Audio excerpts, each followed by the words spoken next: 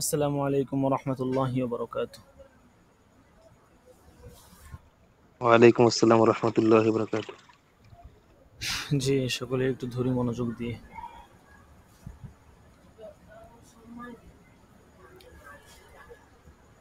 151 নম্বর কাজ থেকে আজকে হবে। আশ-শর্তু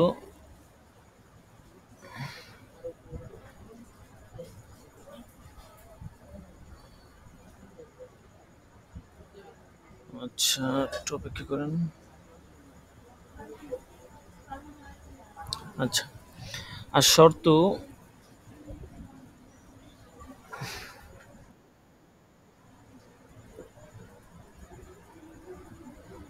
আশ-শর্তু লাম্মা সাহহা বিহি ওয়াজাবাল ওয়াফাউ বিহি শারআন। বলতেছে আশ-শর্তু লাম্মা সাহহা বিহি, আশ-শর্তু শর্ত, লাম্মা সাহহা বিহি এই শর্তটা যখন সঠিক হয়, তো বলতেছে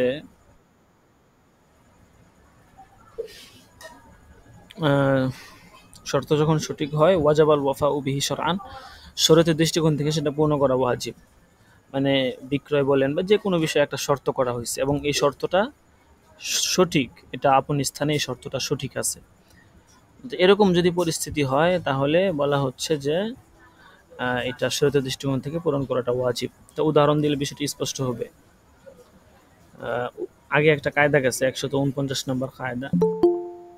তো ওই কায়দার মতোই আর কি। দেখেন আগের যে কায়দাটা আছে না, যে আমরা যে পড়ছিলাম যে কোনো শর্ত যদি উপকারী প্রমাণিত হয় তাহলে সেটা বাস্তবায়ন করা আবশ্যক হবে, আর যদি উপকারী প্রমাণিত না হয় তাহলে বাস্তবায়ন করা আবশ্যক নয়।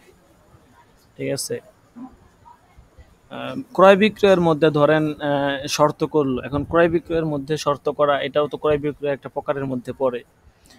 তো এই সমস্ত শর্ত এগুলো ক্রয় বিক্রয় একটা প্রকারের মধ্যে পড়ে, এগুলো হচ্ছে শরীয়ত সম্মত শর্ত। লিমা সাহাবি লাম্মা সাহাবিহি, আর মানে যখন শুদ্ধ হয় মানে হচ্ছে যেটা শরীয়ত সম্মোদিত হয় আর কি, শরীয়তের পক্ষ থেকে অনুমোদন দেওয়া হয়, এরকম শর্ত যদি করা হয়, এটা যে কোনো ক্ষেত্রেই হতে পারে, তো সেই ধরনের শর্ত পূরণ করাটা ওয়াজিব। আর যদি এমন শর্ত হয় যেটা পূরণ করাটা ওয়াজিব না, মানে বা এটা শরীয়ত সম্মত শর্ত না, তখন এটা পূরণ করাটা আবশ্যক না। আচ্ছা, এটাই বলছি। 152 নম্বর কায়দা। আর শর্ত লাম্মা আচ্ছা, শর্তুল ওয়াকিফি কানাসি শারিঈ ফি উজুবিল আমালি বিহি ওয়া ফিল মাফহুমি ওয়াদ দালালাতি। শর্তুল ওয়াকিফ হচ্ছে ওয়াকফকারীর শর্ত কানাসি শারিঈ, শারের শর্তের মতোই, মানে শরীয়ত প্রণেতা যে আছে তার তার নসের মতো আমলের ক্ষেত্রে ওয়াজিব হওয়া এটা আবশ্যকের ক্ষেত্রে আর কি। ওয়াফিল মাফহুমি ওয়াদ দালালাতি, বিষয়বস্তু এবং প্রমাণের ক্ষেত্রেও একই সেম। হ্যাঁ, এটা সহজ ভাষায় বলি তাহলে বিষয়টা বুঝতে পারবেন। শরীয়ত প্রণেতা যে, অর্থাৎ শরীয়ত প্রণেতা কে? আল্লাহ এবং তার রাসূল। প্রথমত আল্লাহ, দ্বিতীয়ত হচ্ছে তার রাসূল। তো এই যে রাসূল, উনার নস যেমন নাকি একটা দলিল বিভিন্ন বিষয়ে, মাসলা মাসাইলের ক্ষেত্রে উনার নস দলিল, অনুরূপভাবে ওয়াকিফ যে আছে, ওয়াকফকারী, উনি যদি কোনো কিছু ওয়াকফ করার সময় একটা শর্ত করে দেয়, ওই শর্তটাও ওই শারের নসের মতো একটা দলিল। কোন ক্ষেত্রে? ফি উজুবিল আমালি বিহি, আমল আবশ্যক হওয়ার ক্ষেত্রে। হ্যাঁ,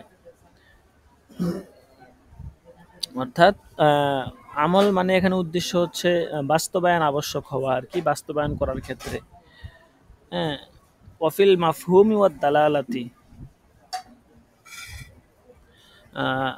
মাফহুম এবং দালালাতের ক্ষেত্রেও। দালালাত মাফহুম মানে হচ্ছে যেটা বুঝে আসে এরকম বিষয় আর কি। ঠিক আছে। দালালাত মানে হচ্ছে যেটা প্রমাণ করে। ঠিক আছে, প্রমাণের ক্ষেত্রে আর কি। দালালাত দ্বারা উদ্দেশ্য হচ্ছে প্রমাণের ক্ষেত্রে আর কি। প্রামাণ্য বিষয় এবং বিষয়বস্তু, কোনো কিছু যদি প্রমাণ করতে চায় শর্তের মাধ্যমে, তাহলে আর কি এরকম বিষয়। এই জন্য ওয়াকফকারী যখন কোনো শর্ত করে ওই শর্তটা পূরণ করা আবশ্যক, তবে কোনো কোনো ক্ষেত্রে এই শর্তটা মানা আবশ্যক না। যেমন মুতাওয়াল্লি যে থাকে ওয়াকফকারী, আহ, তো সে যদি অযোগ্য হয়, অযোগ্য হওয়া সত্ত্বেও কাজী তাকে অপসারণ করতে পারবে না, কিংবা 6 মাসের অধিক সময়ের জন্য কি করতে পারবে না, ওই জমিনটা এটা ভাড়া দিতে পারবে না। যদি এ ধরনের শর্ত করে তাইলে এগুলো আপনার পালন করা আবশ্যক নয়, কারণ এই শর্ত এটা হচ্ছে আপনার নসের বিপরীত শর্ত। ওয়াকফকারী শর্ত করছে ঠিক আছে, কিন্তু তার শর্তটা নসের মতো হওয়া লাগবে, ওই শরীয়ত সম্মত হওয়া লাগবে, অর্থাৎ আগের কায়দার সাথে এটা মিল আছে। শরীয়ত সম্মত শর্ত যেগুলো, এগুলা পালন করা আবশ্যক, এবং এগুলো হচ্ছে সারের নসের মতো। শরীয়ত বিরুদ্ধে একটা শর্ত করছে, যেমন ওয়াকফ করছে যে এখানে তোমরা জায়গাটা দিলাম, এখানে তোমরা কি করবা, এরকম বার বানাইবা বা মদের আসর জমাইবা এখানে বসে, তাহলে এটা তো আসতেছে কেমন শর্ত, এগুলো শরীয়ত বিরোধী কাজের আদেশ দিতেছে সে, এগুলো মানা আবশ্যক না। ঠিক আছে।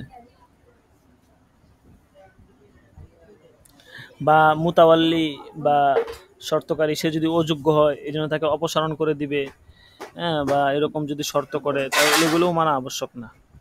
ঠিক আছে। আচ্ছা, তারপরে 153 নম্বর কায়দা, আশ-শর্তু ইকাবিলুল মাশরুত জুমলাতান। বলতেছে শর্ত এটা ইকাবিলুল মাশরুত জুমলাতান, মাশরুতকে বা মাশরুত মানে হচ্ছে শর্তযুক্ত আর কি বস্তু বা বিষয়, এটার পুরাটাকে শামিল করে। মানে একটা শর্ত এটা মাশরুত পুরাটাকে শামিল করে, মাশরুতের অর্ধেকটাকে শামিল করে না। শর্তযুক্ত বিষয়ের পুরাটাকে শামিল করে, অর্ধেককে শামিল করে না। কোনো অমুসলিম বলল যে, মুসলমানকে বলল, কাফের বলল যে আমাকে যদি নিরাপত্তা দাও তাহলে আমি তোমাদেরকে 100 জন বন্দির সন্ধান দিব। এখন সে যদি 50 জন বন্দির সন্ধান দেয় তাহলে কিন্তু সে নিরাপত্তা পাবে না। হ্যাঁ, তো এরকম ভাবে আপনি বললেন যে ভাই আমাকে যদি তুমি আহ, ওই জিনিসটা এনে দিতে পারো, একটা বস্তুর নাম বললো, তাহলে আমি তোমাকে এই জিনিসটা দিয়ে দিব। এখন সে ওই জিনিসের আংশিক এনে দিল, পুরো জিনিসটা এনে দিল না, তাইলে কিন্তু ওই পূর্ণ সে শর্ত কিন্তু করছে মাশরুত পুরোটার, তাই না? আংশিক এনে দেওয়ার দ্বারা কি হবে না, তার শর্ত পূরণ করাটা আবশ্যক হবে না। এটা বলছে যে এটা যখন মাশরুতের মোকাবেলায় আসে, এটা এই শর্তটা পুরোটাকে শামিল করবে, আংশিককে শামিল করবে না।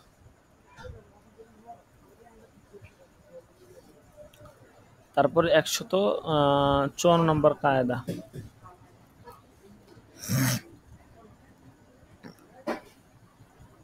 শিরকাতুল খাসাতু লা তামনাউল মিলকা ফিল মুশতারাকি বিখিলাফি শিরকাতিল আম্মাতি।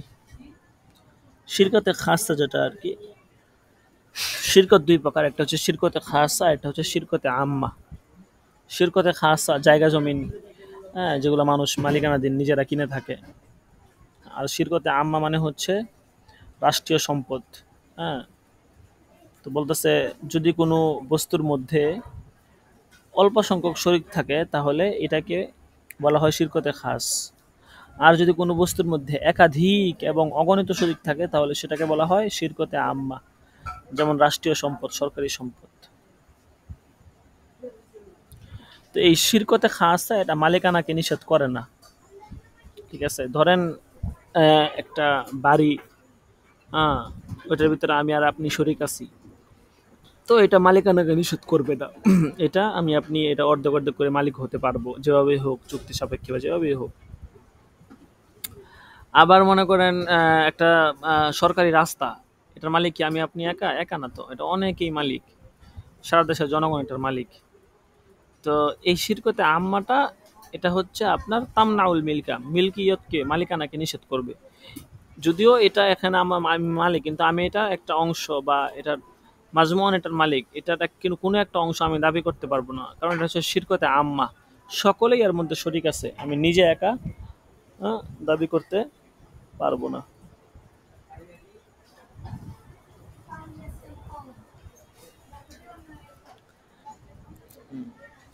শাহাদাতু আহলি জিম্মাতি এরপরে 155 নম্বর কায়দা, শাহাদাতু আহলি জিম্মাতি লাইসাত বিহুজ্জাতিন আলাল মুসলিমিন। বলা হচ্ছে যে জিম্মিবাসীদের সাক্ষ্য, মানে জিম্মিদের সাক্ষ্য আর কি, মুসলমানদের বিরুদ্ধে এটা গ্রহণযোগ্য নয়। কারণ জিম্মি সে হচ্ছে আপনার কাফেরের অন্তর্ভুক্ত, ঠিক আছে। এজন্য এ ধরনের জিম্মিদের সাক্ষ্য মুসলমানদের বিরুদ্ধে এটা গ্রহণ করা হবে না। বরং মুসলমানদের বিরুদ্ধে মুসলমানদের সাক্ষ্য নিতে হবে। শরীয়তের হুদুদ আহকাম প্রমাণিত করার জন্য এগুলো জিম্মিদের সাক্ষী গ্রহণযোগ্য না। মুসলমানদের জন্য মুসলমানদের সাক্ষী লাগবে।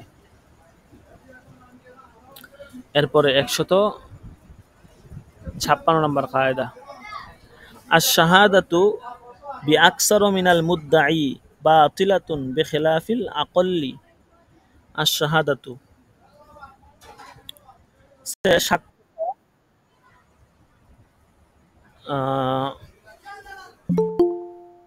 বিআকসারু মিনাল মুদ্দাঈ, মুদ্দাঈ মানে হচ্ছে দাবির অধিক বিষয় আর কি। দাবির অধিক বিষয়ের ক্ষেত্রে সাক্ষ্যটা বাতিল হবে, বিখিলাফিল আকল, কিন্তু কম দাবির ক্ষেত্রে। অর্থাৎ দাবিটা দুই ধরনের হতে পারে, একটা হচ্ছে দাবির বেশি, বিষয়ের দাবির ক্ষেত্রে বেশি করছে ওইটা একটা বিষয়, হচ্ছে দাবির ক্ষেত্রে কম করছে। দাবির বেশির ক্ষেত্রে সাক্ষ্যটা বাতিল হবে, আর কমের ক্ষেত্রে এটা গ্রহণযোগ্য হবে। হ্যাঁ, এটা একটু স্পষ্ট করে উদাহরণ দিলে বুঝতে পারবেন।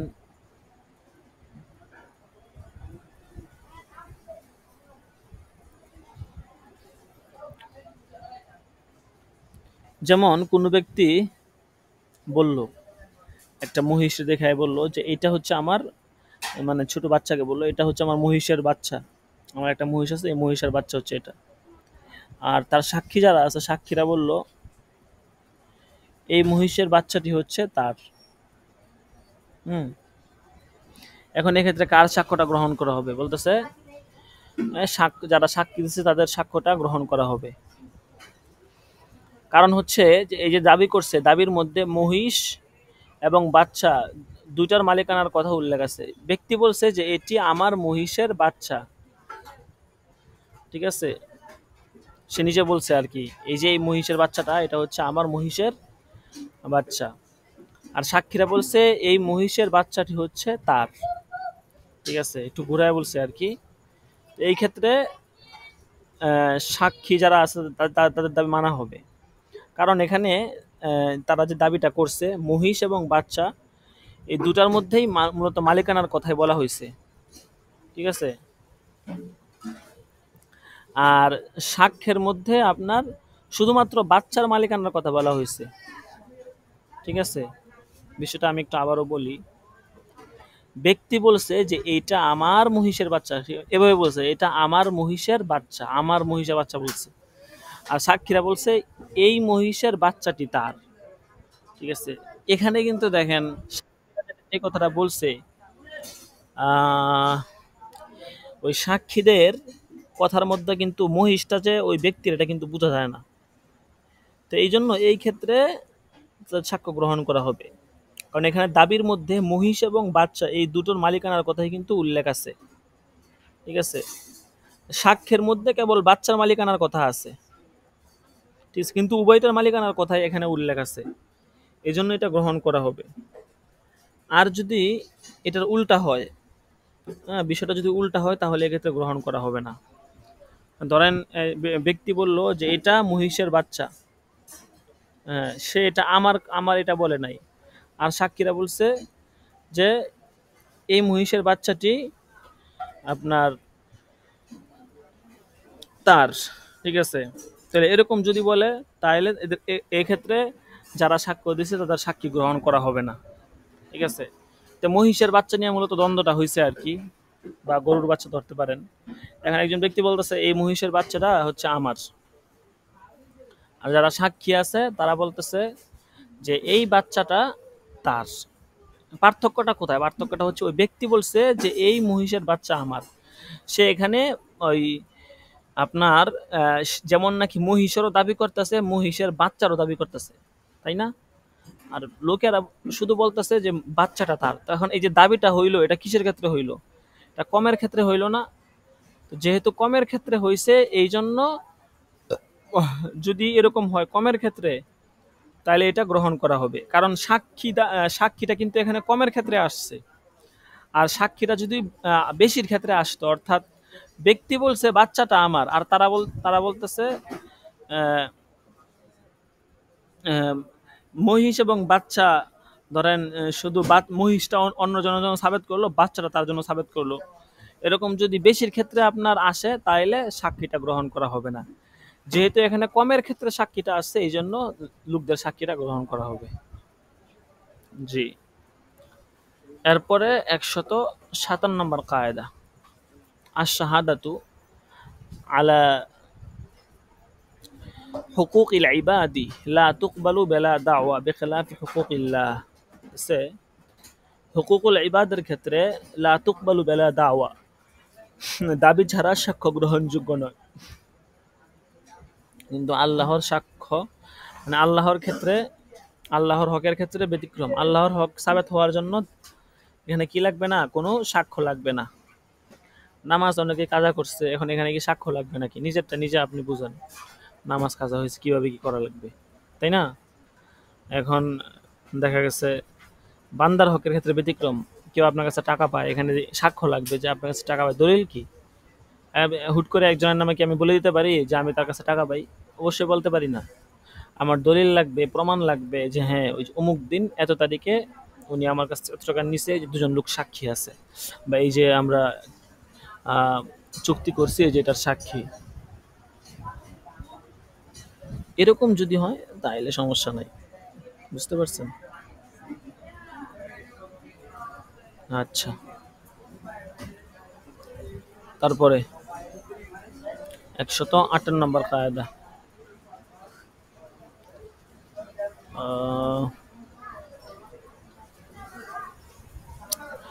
আশ-শাহাদাতু আলা নাফি লা তুকবালু। নফির উপরে মানে অস্বীকৃত বিষয় আর কি, অস্বীকৃতির উপরে সাক্ষ্য গ্রহণ করা হবে না।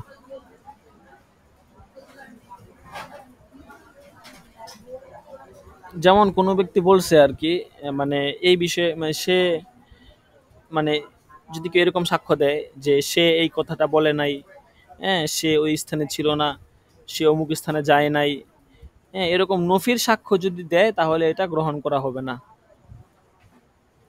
তবে এখানে একটা কথা আছে, এটা হচ্ছে যে অস্বীকৃতর বিষয়টা যদি সর্বজন স্বীকৃত হয়, হ্যাঁ, তাহলে এটা আবার গ্রহণ করা হবে।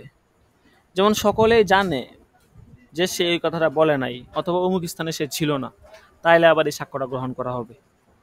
বিষয়টা হয়তো আপনাদেরকে বুঝাতে পারিনি, আমি সহজ ভাষায় বলি। নফির সাক্ষ্য এটা গ্রহণ করা হবে, নফির উপর কোনো সাক্ষী না, এটা এমনিতেই নফি, বেশ। ধরেন কেউ বলছে যে হ্যাঁ আমি সাক্ষ্য দিচ্ছি যে সে অমুক স্থানে ছিল না, হ্যাঁ, বা সে অমুক জায়গাতে যায় নাই। তো এটা এটা না থাকাটাই হচ্ছে ইসবাত, এবং এটা গ্রহণ না করাটাই ইসবাত। এটার কোনো সাক্ষী লাগবে না, গ্রহণ করা হবে না। তবে এটা যদি সর্বজন স্বীকৃত হয়, যে সকলেই এটা আপনার জানে যে সে অমুক স্থানে যায় নাই, হ্যাঁ, ইসবাতের সাক্ষী নরমালি গ্রহণ করা হয়, নফির সাক্ষী না। কিন্তু যদি সকলেই সর্বজন স্বীকৃত বিষয় হয়, সর্বজন স্বীকৃত বিষয় যদি হয়, তাহলে এটা আবার গ্রহণ করা হবে। যেমন সকলেই জানে যে সে অমুক স্থানে যায় নাই, সকলেই জানে সে ওই খাবারটা খায় নাই, হ্যাঁ, নফির সাক্ষীর উপরে সকলেই জানে, এরকম হলে সেটা গ্রহণ করা হবে।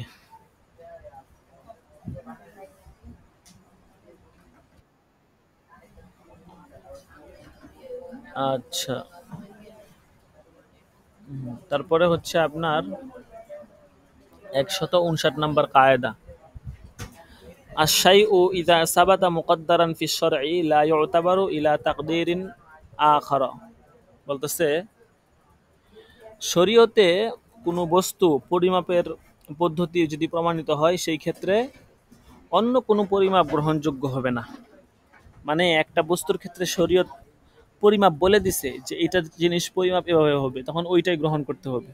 আশাইউ কোনো বস্তুর ক্ষেত্রে ইদা সাবাতা মুকাদ্দারান ফি শরঈ, যখন প্রমাণিত হয় কোনো পরিমাণ শরীয়তের ক্ষেত্রে, লা ইউতাবারু ইলা তাকদীরিন আখর, সে অন্য কোনো সাক্ষী গ্রহণ করা হবে না।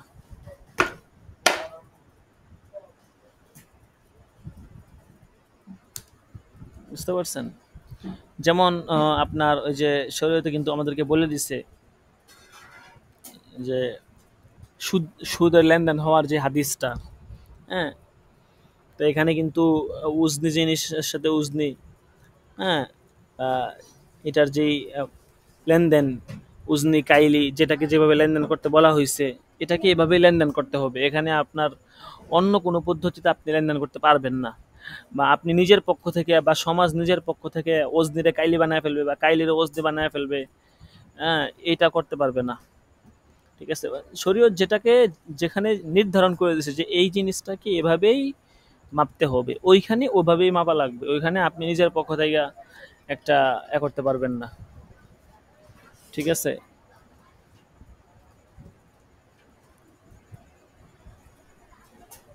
তারপরে আশাইউ ইউতাবারু, 60 নম্বর কায়দা, মা লাম ইয়াউদ আলা মাওযুইহি বিল ইবতালি ওয়ান নাকসি।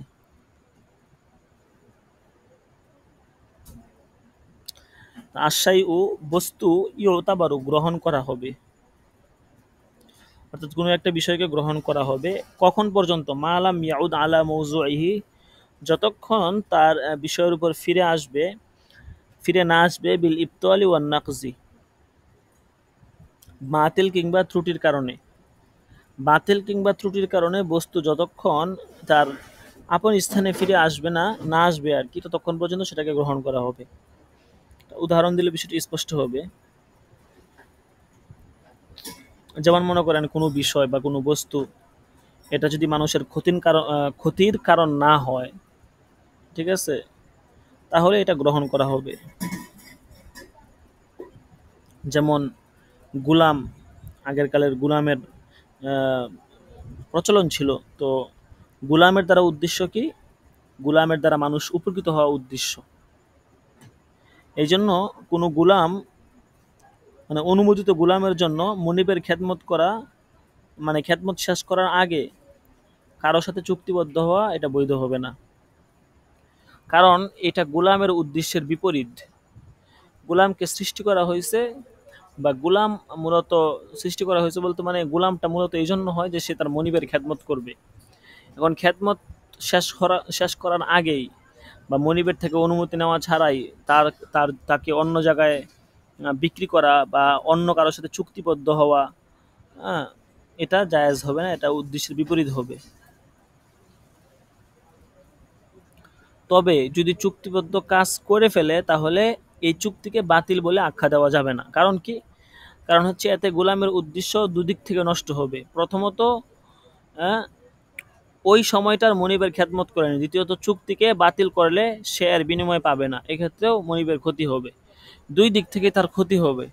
এই জন্য দুই দিক থেকে যখন ক্ষতি হবে, এই জন্য অন্তত একদিক থেকে যেন ক্ষতি হয় বা ক্ষতিটা যেন একদিক থেকে আসে, সেই জন্য মূলত আপনার তার এই চুক্তিকে বাতিল করা হবে না। ঠিক আছে? আচ্ছা, তারপরে 161 নম্বর কায়দা, আশ-শাইউ ইয়াউম্মু কুল্লা মওজুদিন। শাই শব্দটা ইয়াউম্মু কুল্লা মওজুদ, প্রত্যেক অস্তিত্বশীল বস্তুকে শামিল করে, মানে অস্তিত্বশীল যা কিছু আছে সব কিছুকেই শাই শব্দটা শামিল করে। কোন ব্যক্তি বলল ওয়াল্লাহি লা আশতারি শাইআ, আল্লাহর কসম আমি কোনো কিছু কি করব না, ক্রয় করব না।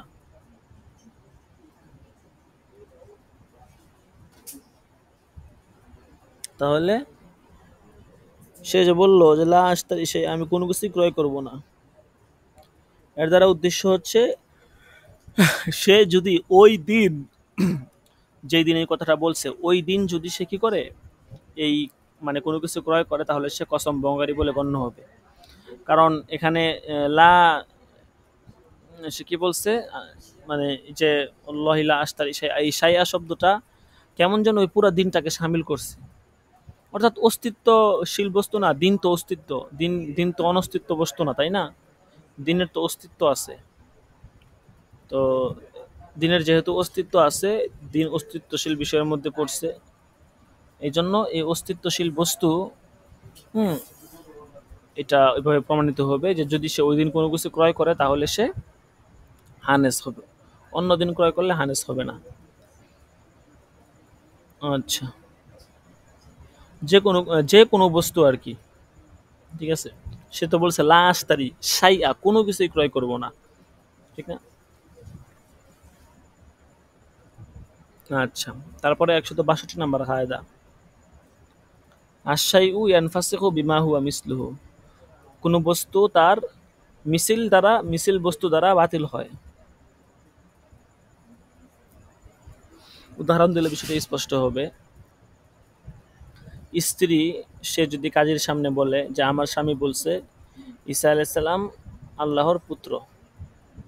এখন কাজী সাহেব স্বামীকে জিজ্ঞেস করলো,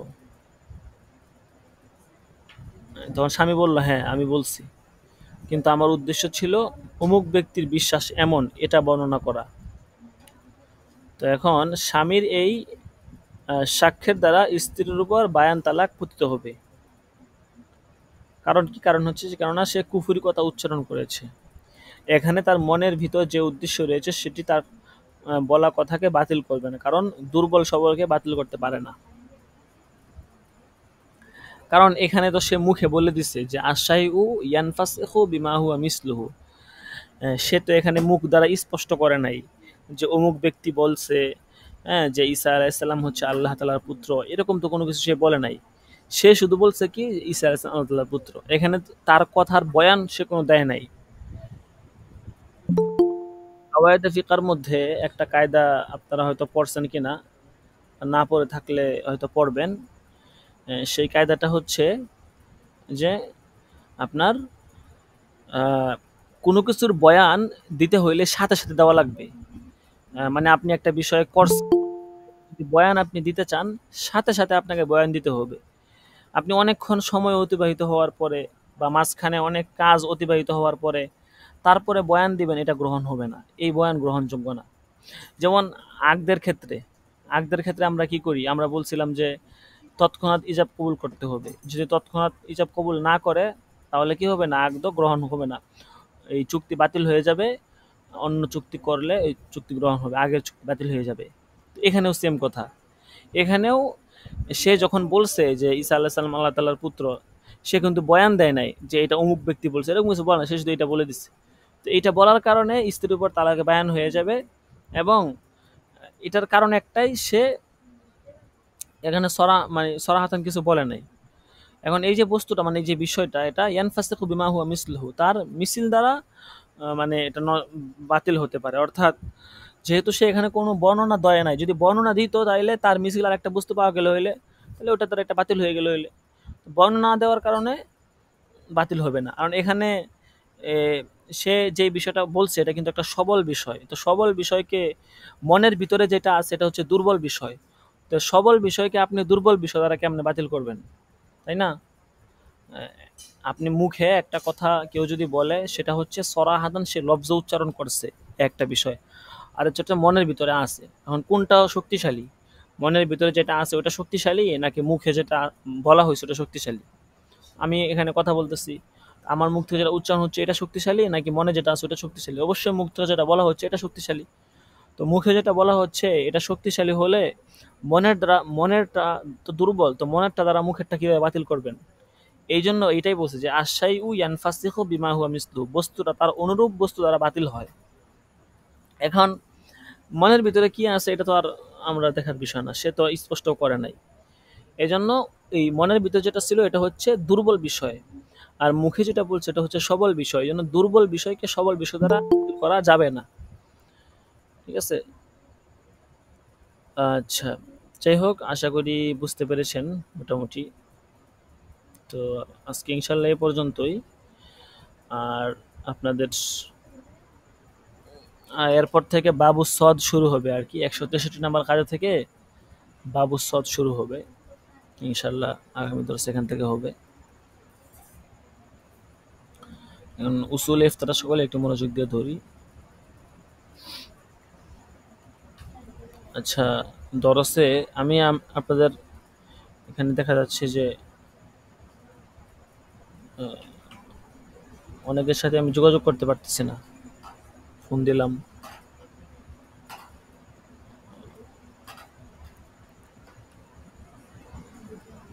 আচ্ছা, আমাদের উসুল ইফতার উস্তাদের কাছে লিঙ্ক পাঠিয়ে দেওয়া হয়েছে, উনি এখনো দেখে নাই। আচ্ছা যাই হোক, আমরা তাহলে এই ফাঁকে হাজিরাটা নিয়ে নেই, যদি উনি চলে আসে তবে তো উনি ইনশাল্লাহ পড়াবে, আর নয় আমি ইনশাল্লাহ কিছুটা বলে দিলাম আপনাদেরকে।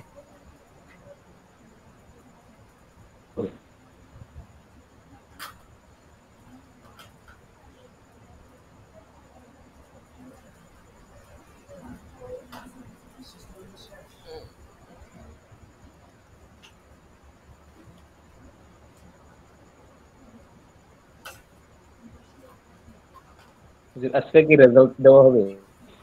আজকে না, রেজাল্ট ইনশাল্লাহ বুধবার দিন।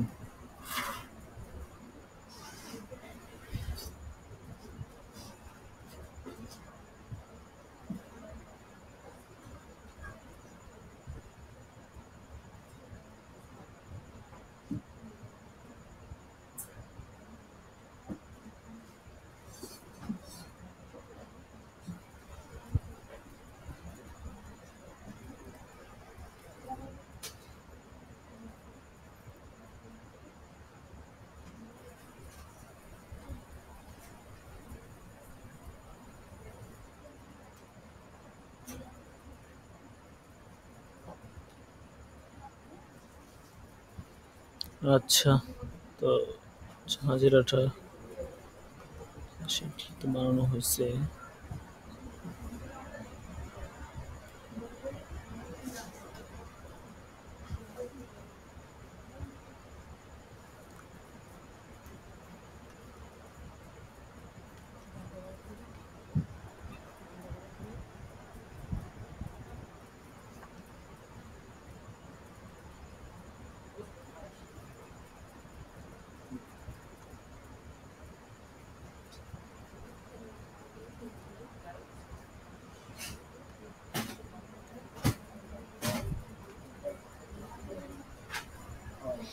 আচ্ছা, হাজিরা দিয়ে দিই সকলেই। 41 নাম্বার দরস।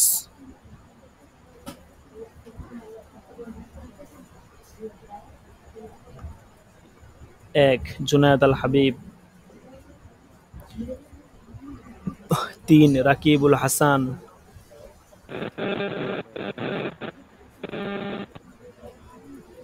9 মোহাম্মদ ইউসুফ।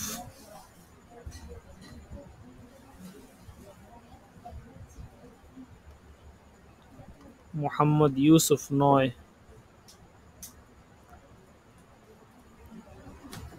আছে তো, হাজিরা দেন না কেন? তারপরে 14 আরমান হোসেন।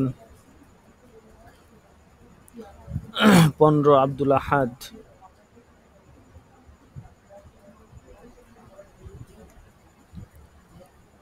আব্দুল আহাদ নাই। এরপরে হচ্ছে আপনার 20 সাইদুল ইসলাম।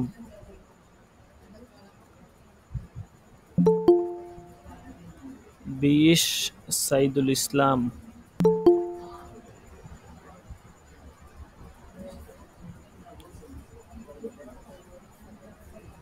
আচ্ছা, তারপরে 22 জাহিদুল ইসলাম।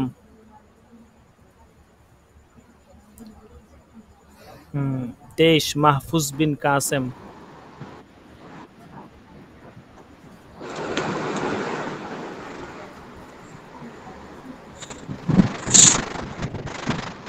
23 মাহফুজ বিন কাসেম।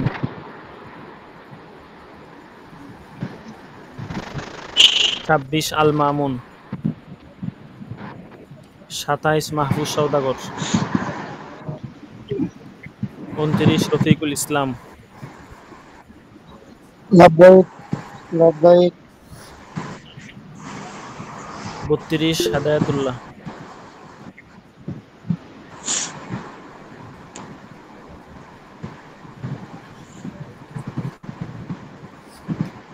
হেদায়েতুল্লাহ নাই। আচ্ছা, অনেকের নাম এক্সট্রা আছে, এই নামগুলো কেটে দেই।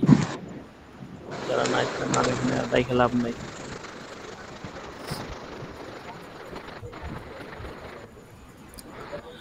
সাতত্রিশ আল আমিন তুষার। ওরে, 38 রায়হান মাহমুদ। 39 সুহাইল আহমদ। লাভবাহিক 40 মুস্তাকিম বিল্লাহ।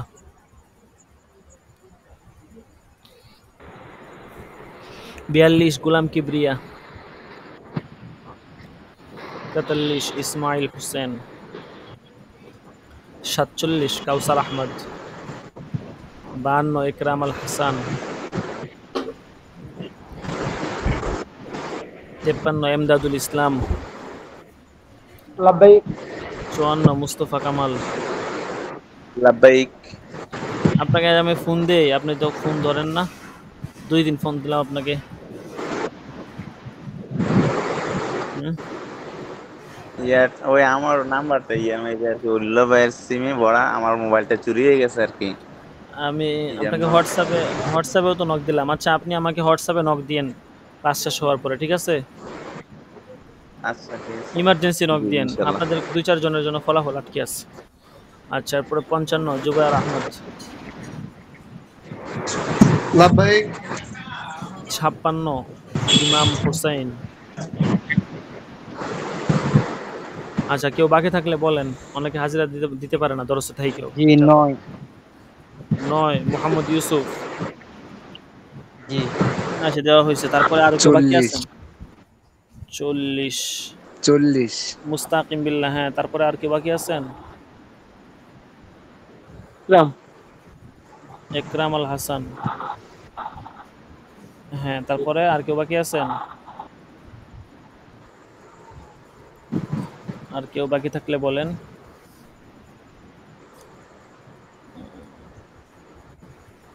দরজা যদি থাকতে না না না পারেন তাহলে ছুটি নেবেন। ছুটি নিলে আপনাদের জ্ঞান দেওয়া হবে না, হাজিরা দিয়ে দেওয়া হবে। তবে বলা লাগবে যে এই সমস্যা, আমি থাকতে পারবো না। আচ্ছা,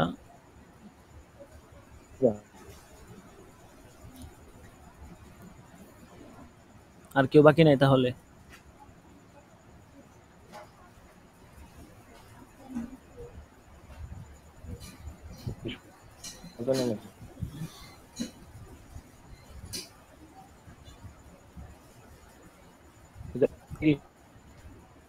জি, বলছি আমার স্পষ্ট একটু অস্পষ্ট অস্পষ্ট আসতেছে। নেটটা স্লো মনে হয়, আমি আমি দেশে শোনা যায় কিনা। আমি আপনার কথা শুনতে পারতেছি, সমস্যা হচ্ছে না। আচ্ছা, আমি ওয়াইফাই বন্ধ করে ডাটা অন করে দিতেছি।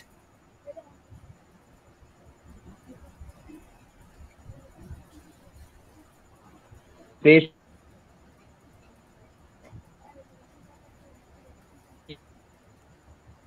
এখন কি বুঝতে পারতেছেন?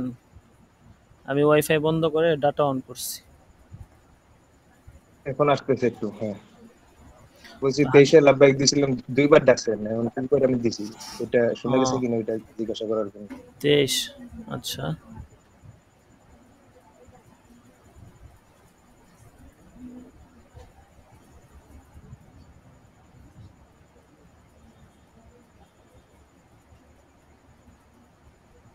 হ্যাঁ দিয়ে দিছি, সমস্যা নেই।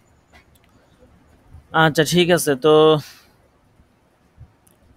উসুল ইফতাটা উনি হয়তো কোনো কাজে আজকে আটকে গেছে। উনি তো দরস মিস দেন না নর্মালি, যার কারণে হয়তো আর কি। তারপরে আমি একটু আপনাদেরকে ধরায় দিই আর কি। আমি তো ওইরকমভাবে করবো না। আমি আপনাদেরকে মূল মূল পয়েন্টগুলো আজকে একটু বলে দিই। উনি যতটুকু মনে আছে ইনশাল্লাহ আলোচনা করবে। উসুল ইফতার ভিতরে আসলে আপনার শেষের দিকে এবং প্রথম দিকে কিছু আলোচনা আছে, খুব জরুরি আর কি। বিশেষ করে শেষের, একদম শেষের 50 থেকে 60 পৃষ্ঠার আলোচনা খুব সুন্দর আলোচনা, এবং ওই আলোচনাগুলোই মূলত এই কিতাবের মেইন আলোচনা ধরা যেতে পারে আর কি। তো যাই হোক, আমি এই কিতাবটা শেয়ার করে দিতেছি, সকলে একটু দেখেন।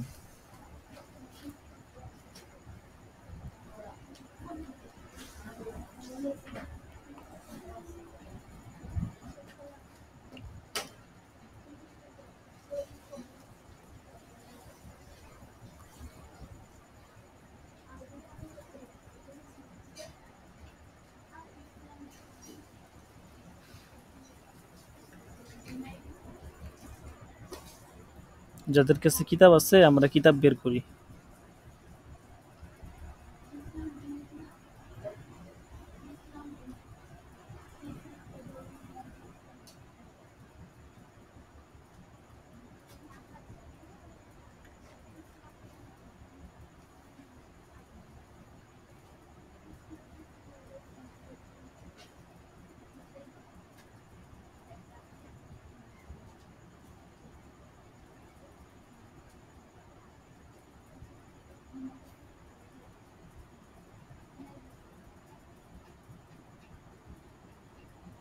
এখানে এই যে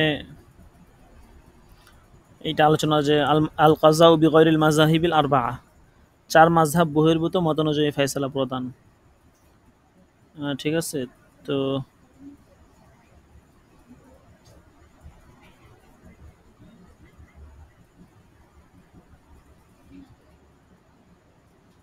আচ্ছা, যেখানে একটা শিরোনাম আছে, হাল ইয়ারতাফিউল খিলাফুল মুতাকাদ্দিম বিল ইজমাইল লাহিক। হ্যাঁ,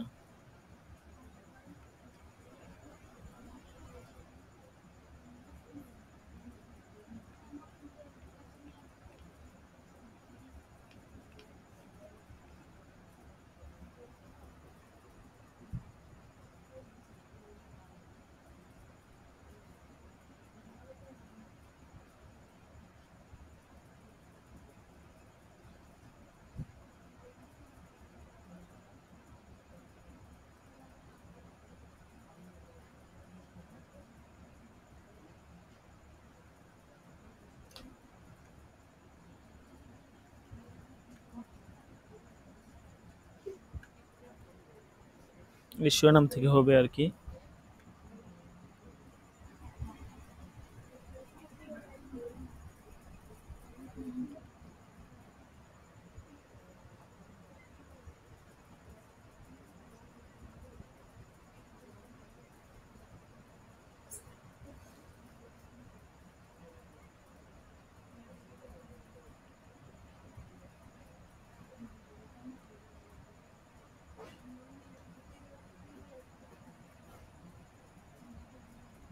এখানে তো শিরোনামটা দেখতেছি না।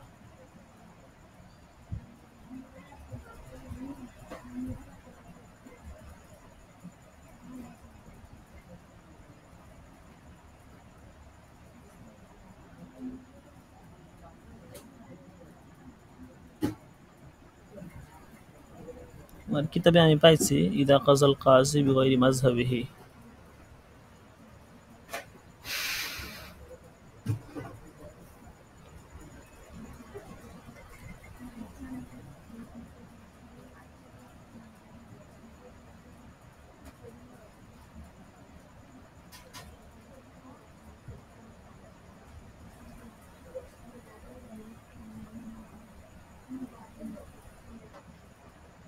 তাগায়্যুরুল আহকাম বিতাগায়্যুরিজ জামান, এটা অনেক সুন্দর একটা অধ্যায়। যে দেখেন আজকে হুকুম পরিবর্তনের কারণে, মানে জমানা পরিবর্তনের কারণে হুকুমও পরিবর্তন হয়ে যায়। এরকম অনেক মাসলা মাসাইল আছে যেগুলো হচ্ছে আপনার জমানা পরিবর্তনের কারণে হুকুম পরিবর্তন হয়ে যায়।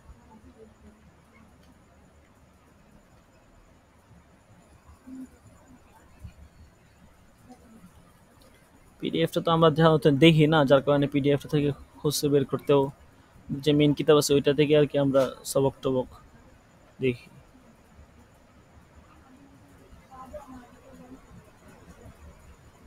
পুরো অধ্যায় খুঁজে পেলাম, ওই শিরোনামে খুঁজে পেলাম না দিছে কিনা এখানে। হুকমুত তালফিক,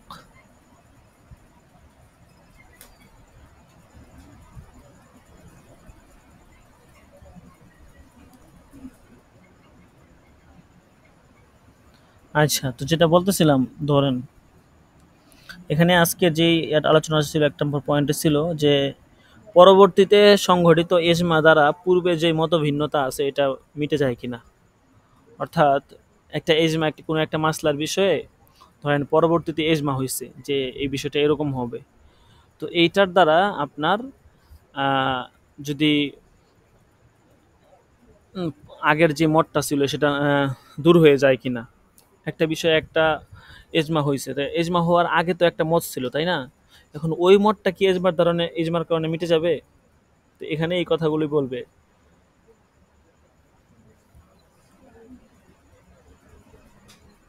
যে পরবর্তীতে যদি আপনার কোনো মতভিন্নতা আপনার ব্যাপারে কোনো এজমা হয়, ঠিক আছে, তাহলে আপনার পূর্বের যে মতটা আছে ওই মতকে বিলুপ্ত করে না আর কি, ঠিক আছে। অর্থাৎ এজমা সংগঠিত হওয়া সত্ত্বেও ওইটা মুস্তাহাদ ফিহি মাসআলা থাকে আর কি। এখানে বিস্তারিত আলোচনা আছে, আবার এখানে কিছুটা ইখতিলাফও আছে।